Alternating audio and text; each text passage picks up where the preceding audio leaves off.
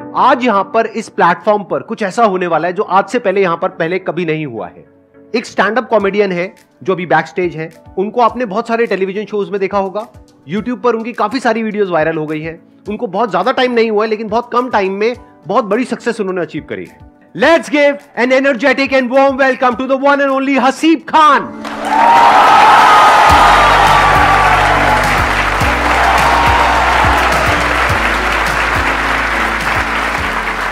तो अब मैं आप लोगों को बताता हूं कि आज के इस सेशन में अब हम क्या करने वाले हैं। अभी आपने इनको लाइव परफॉर्म करते हुए देखा, कितने लोगों को मजा आया? ऑनेस्टली कितने लोगों को बहुत मजा आया? संदीप सर का बहुत हाथ रहा काफी चीजों में। जैसे इनके वीडियो देख के एक बार मैंने बी छोड़ दी। एक मिनट, क्या छोड़ दी? इंजीनियरिंग को बी बोलते हैं हम लोग। अच्छा, बी। और मैंने वो कोट्स पढ़ लिए थे कि आप सक्सेसफुल हो जाते हो ड्रॉप आउट हो तो मेरे दोस्तों ने बताया फर्स्ट ईयर में नहीं छोड़ते।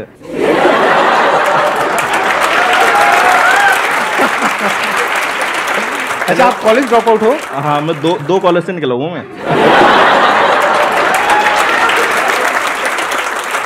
फर्स्ट निकला था ना, फर्स्ट कॉलेज से, तो मैं इसलिए निकला मेरे को कोई गवर्नमेंट कॉलेज लेंगे। अब पता चला कि मिल तो गया, लेकिन अब समझ में नहीं आ रहा, वहाँ कुछ निकल ही नहीं रहा, कुछ समझ में नहीं आ रहा। तो थर्ड ईयर में वहाँ से भी छोड़ दी। और ऐसा नहीं, मैंने सबसे मतलब पूरे 3 साल के कॉलेज में एक सबसे अच्छा काम करा था, कॉलेज की वेबसाइट बना दी थी मैंने। वो दिक्कत ये थी, उन्होंने कहा नहीं था बनाने को।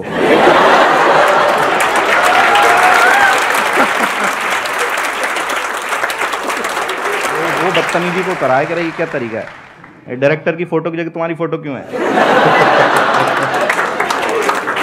ये क्या डायरेक्टर मैसेज में वाहियात बातें लिखी हुई है कि don't study too hard, just fall for rich girls and money will come from their fathers bank account.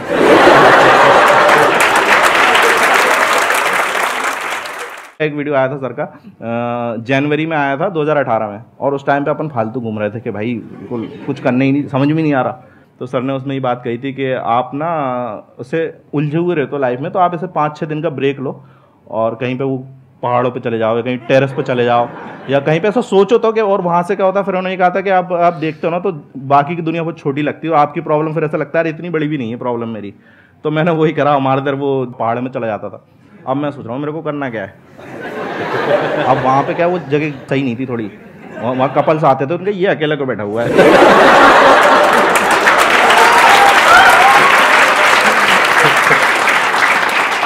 और मैं अपना सोच रहा हूँ मुझे करना क्या है। फिर मेरे को ध्यान आया, मेरे को ना स्टेज पे चढ़ के माइक पे कुछ भी बोलने में मजा आता है, लेकिन अब स्टेज से रिलेटेड, माइक से रिलेटेड बहुत सारी चीज़ें होती हैं। गाना भी गा सकते हो आप, कुछ भी कर सकते हो। फिर मेरे को ये लगा नहीं, वो फील भी चाहिए कि मैं कोई बात करता हूँ ना, कोई हंसता है तो मज़ा आता है कि नहीं मैंने हंसाया इस बंदे को। तो ये दोनों से कनेक्शन हो रहा था स्टैंड अप कॉमेडी का। और फिर मेरा ये था कि जब मैं अच्छा करने लगा ना स्टैंड अप कॉमेडी में, तो मेरे को शुरू में पता चल जाता आपको जनता के रिएक्शन से। 5-6 महीने में मेरे को पता लगने लगा था कि मैं ये ऑडियंस में इससे ज़्यादा ऑडियंस में अच्छा करने लगा था। और जब लोग आके बोलते हैं ना कि भाई तेरे ये जोक बहुत मस्त था, मज़ा आया, भाई तू करते रहे, तो वो उससे किक मिलती कि हाँ यार आगे करना है। तो मेरे को फिर ये था कि मैंने कहा यार ये चीज़ की स्टार्टिंग सर के वीडियो से हुई थी, तो एक बार इनको थैंक यू बोलना है।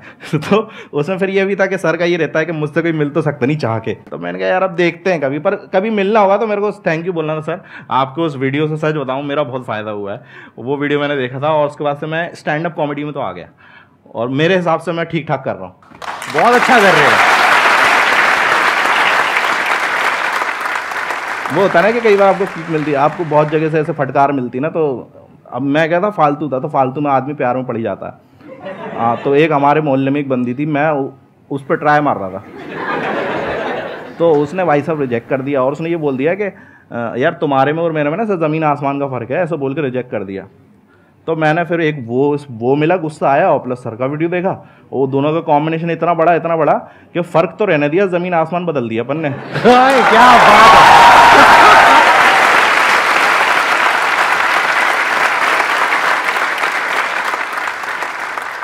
सर मेरा क्वेश्चन ये है कि स्टेप्स क्या हैं स्टैंड अप कॉमेडियन बनने के? ये आपने ना अपना ही कंपटीशन बढ़ा लिया है। हाँ, अब ये सारे स्टैंड अप कॉमेडियन बनने वाले हैं यहाँ पे। जितने मार्केट में खराब स्टैंड अप कॉमेडियन आएंगे ना, उतनी हमारी वैल्यू बढ़ती है।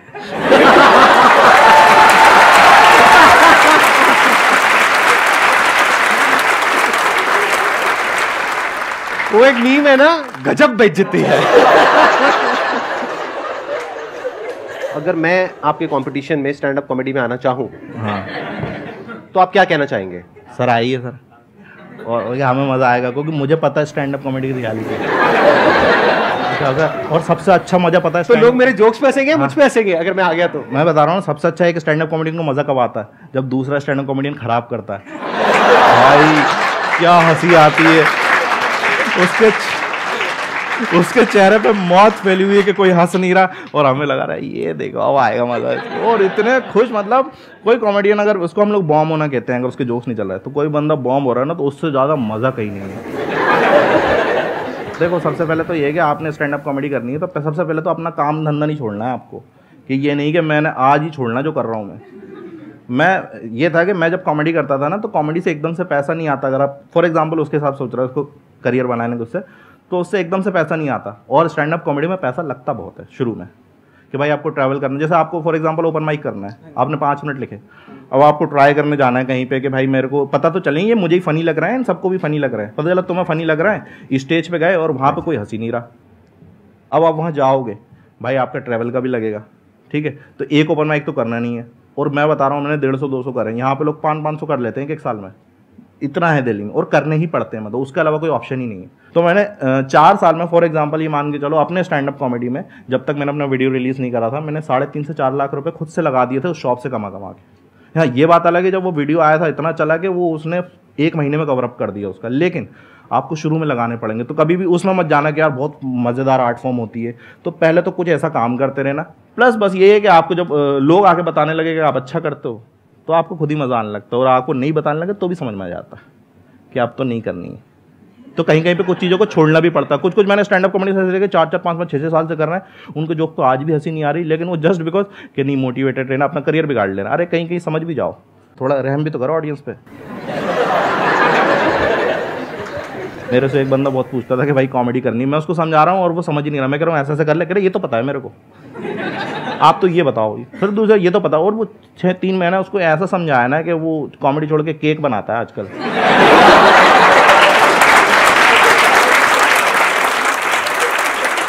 लेकिन अब ये देखो कि उसका फायदा, वो केक बहुत अच्छा बनाता है। ये जो आर्ट है ना, ये एक पूरा का पूरा इसका एक प्रोसेस होता है, वो दिखता नहीं है आप लोगों को। आप लोगों को लगता है कि मतलब स्टैंड अप कॉमेडी मतलब जैसे हम ग्रुप में बैठे हैं और हंसा रहे हैं, वो एक अलग चीज है, और यहाँ पे स्टेज पे आकर के परफॉर्म करना वो एक अलग चीज है। उसमें पूरा एक बिल्डअप होता है कि पहले क्यूरोसिटी क्रिएट करनी होती है, फिर एकदम से वो लैंड करता है जो अनएक्सपेक्टेड होता है, तब हंसी आती है। हाँ, तो इसको आप सीख भी सकते हो। जो वर्ल्ड के बेस्ट स्टैंड अप कॉमेडियंस है उन लोगों से, उनकी बुक्स मिलेंगी आपको। मैंने तो पढ़ी थी एक बुक, जैसे नाम ले सकते हैं बुक का क्या? हाँ हाँ प्लीज प्लीज। हाँ, एक कॉमेडी बाइबल करके जूडी कार्टर की, तो वो बुक पढ़ी थी मैंने, शुरू में ही ले ली थी। मेरे को ये था कि क्योंकि मैं वो था ना, मैं भोपाल से हूँ, तो मैं खराब कर रहा हूँ तो मुझे जिनसे पूछ रहा हूँ मुझसे भी खराब कर रहा है। तो मैंने कहा बुक ही खरीद लो, क्योंकि अब दिल्ली में तो बड़े बड़े कॉमेडी साथ में मिल जाएंगे आपको। लाइक वो जो बंदा 10 साल से कर रहा है वो भी बगल में बैठा है, सेम लाइनअप में आपके, वो परफॉर्म करने वाला फिर आप करने वाला। वहाँ ऐसा था ही नहीं, तो मैंने बुक खरीदी। तो मेरे जो शुरू के सवाल थे ना, बहुत होते हैं स्टैंड अप कॉमेडी, उनको लगता है यार फट से मिल जाए चीज़, क्योंकि है इतनी वो अट्रैक्टिंग इतनी है कि भाई फट से मिल जाए, तो उनके सवाल इतने होते हैं। तो मैंने जब वो बुक पढ़ी ना, मेरे बहुत से मन के सवाल तो वहीं सॉल्व हो गए थे। और एक टाइम के बाद बुक छोड़नी भी पड़ती है कि नहीं, बुक जैसे संदीप सर बोलते हैं ना, मेरे वीडियो देखो और एक टाइम के बाद छोड़ भी दो। तो सेम चीज़ बुक के साथ भी है, ये नहीं आप बुक में लग गए तो फिर आपने सीखने के बाद आप कुछ एडिक्ट ही हो गया, पता चला वो जूडी कार्टर ही बन गए पूरे के पूरे। राइट, तो वो नहीं करना, अपना भी तो लाना है। तो एक टाइम के बाद मैंने वो बुक पढ़ना भी छोड़ दी। मैंने फिर वो जो जिसको बताया था मैंने केक बनाना सिखाया था, उसको बेच दी वो। ये ऑन द स्पॉट बनाया ना आपने जोक? हाँ नहीं, ये रियलिटी भी है। अरे कहाँ नहीं यार, वो क्या होता है कि आप करते रहो ना तो ऑन द स्पॉट बहुत सी चीज़ें बन जाती हैं, तो मज़ा भी आता है कई बार करते करते। ऑन द स्पॉट में एक अलग फ्लेवर आता है, लेकिन वो ये है वो करते करते आ जाएगा आपको। तो मैंने वो बुक पढ़ी और उसके बाद छोड़ दी, और उसके बाद फिर मैंने अपना उसमें डाला कि भाई मेरा यूनिकनेस क्या है। तो फिर वो चीज़ आया, फिर अब मैंने वो बुक दोबारा खरीदी जब मेरे को लग रहा है कि कुछ और टेक्निकलिटीज़ हैं। आप किसी भी बुक को दोबारा पढ़ो, पहले से ज़्यादा समझ में आता है। तो आपको उस क्वेश्चन का आंसर तो मिल ही गया होगा जो आपने पूछा था, जो नहीं पूछा था उसका भी मिल गया होगा। ये इनकी खास बात है। मेरी थोड़ी दिक्कत यही है कि मैं बहुत बोलने लगता हूँ। तो अरे बहुत अच्छा बोल रहे हो आप।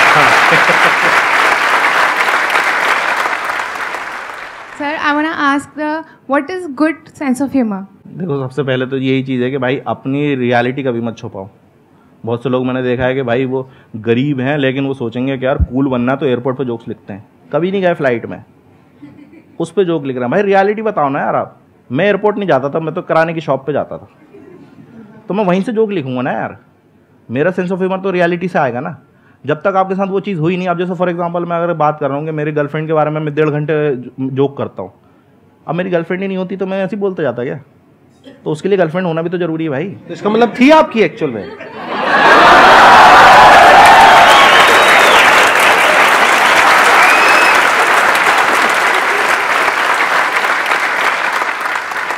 कहाँ थे अपन? हाँ, तो वो वही, हाँ तो जो उसके साथ हरकत हुई ना, अब उसके साथ जैसे घूम रहा बंदी के साथ ऐसे ही होता है, आप घूमने जा रहे हो तो अजीब अजीब हरकत। अब क्योंकि मेरे साथ वही है, मेरे जब भी मैं इतना डिमोटिवेट हो जाता था, मेरे को पता था, मेरे को ऐसा लगने लगा था एक टाइम के बाद कि प्रपोज का मतलब ना ही होता है।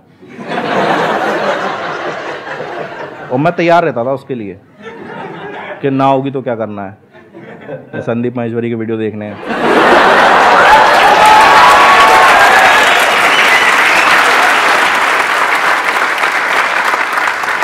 तो जब वो चीज़ें हुई ना, वो सारी मैंने शो में डाल दी कि बिल्कुल रियलिटी। अब वो भी देख के ऐसे गुस्सा कर रही होती है। मेरे साथ यही है, मेरे साथ कोई भी चीट वीट करता ना, मैं उस पर जोक लिख देता हूँ।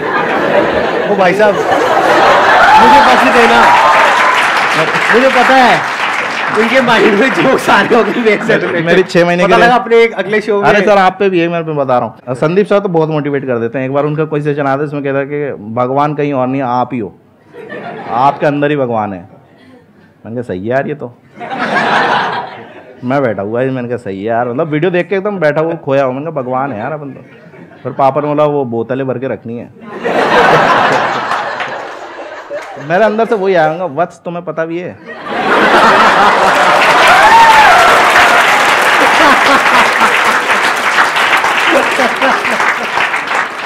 कि तुम किससे बातें कर रहे हो।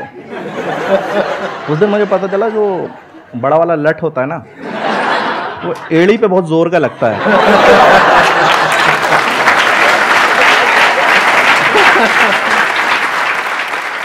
Thank you so much Haseeb for coming. It means a lot to me and to everybody in the audience. हम सबको आपसे बहुत कुछ सीखने को मिला और मजा तो आया ही आया। मजा आया नहीं आया? यस और नो? तो आगे भी ऐसे ही मजा आता रहेगा। अलग अलग गेस्ट आएंगे यहाँ पर। मेरे को ऐसे मिलके थैंक यू बोलना था, मेरे को ये नहीं पता था मैं गेस्ट ही आ जाऊंगा, तो मेरे को बहुत अच्छा लग रहा है। Thank you so much.